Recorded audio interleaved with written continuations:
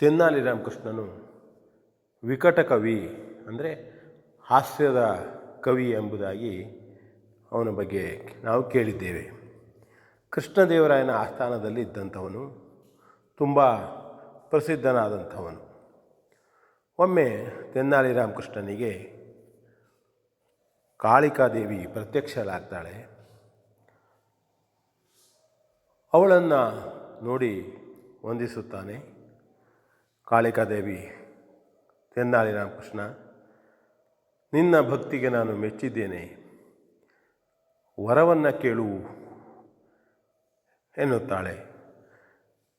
ತೆನ್ನಾಲಿ ರಾಮಕೃಷ್ಣನಿಗೆ ನಗುತ್ತಾನೆ, ನಗೆ ತಡೆಯಲಾಗದು. ದೇವಿ ಕೇಳಿದಳು, ಯಾಕೆ ನಗ್ತಾ ಇದ್ದೀಯೆ? ಇಲ್ಲ, ನಮಗೆ ಒಂದು ತಲೆ ಎರಡು ಕೈ ಇದ್ದವರಿಗೆ ನೆಗಡಿಯಾದರೆ ಸಹಿಸಿಕೊಳ್ಳುವುದು ಕಷ್ಟ, ಆದರೆ ನಿಮಗೆ ಇಷ್ಟು ತಲೆ ಇಷ್ಟು ಕೈ ಇದ್ದರೆ ನೀವು ಹೇಗೆ ಅದನ್ನು ಅನುಭವಿಸ್ತೀರಿ, ಹೇಗೆ ಅದನ್ನು ತಡೆದುಕೊಳ್ಳುತ್ತೀರಿ ಎಂದು ಆಲೋಚಿಸಿ ತನಗೆ ನಗು ಬಂತು ಎಂಬುದಾಗಿ ತೆನ್ನಾಲಿ ರಾಮಕೃಷ್ಣ ಹೇಳ್ತಾನೆ. ಆಗ ದೇವಿಗೂ ಕೂಡ ನಗುವಂತೆ. ಇದು ಒಂದು ಹಾಸ್ಯವಾದಂಥ ವಿಷಯ. ಆದರೆ ನಂತರದಲ್ಲಿ ದೇವಿ ಅವನಿಗೆ ಒಂದು ವಿಷಯವನ್ನು ಕೇಳ್ತಾಳೆ.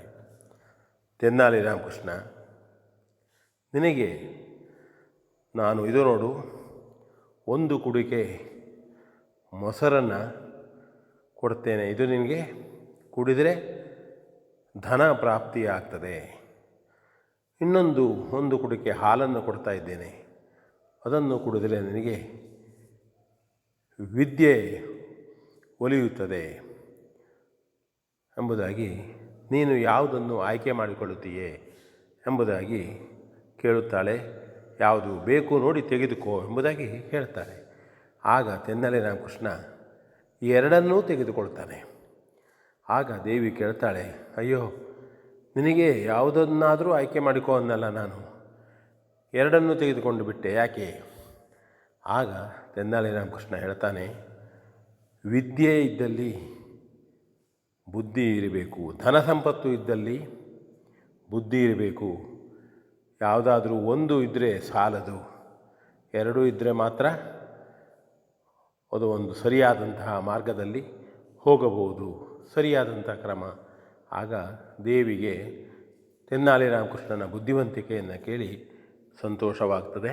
ಹೌದು, ನಿನಗೆ ಒಳ್ಳೆಯದಾಗಲಿ, ಹೀಗೆ ವಿಕಟ ಕವಿಯಾಗಿ ಜನರನ್ನು ನಗಿಸುತ್ತಾ ಅವರಿಗೂ ಒಳ್ಳೆಯ ವಿಚಾರಗಳನ್ನು ಹೇಳುತ್ತಾ ನಿನಗೆ ಒಳ್ಳೆಯದಾಗಲಿ ಎಂಬುದಾಗಿ ಹೇಳಿ ದೇವಿ ಅಂತರ್ಧಾನನಾಗುತ್ತಾಳೆ. V N Bhagwat, Baraballi.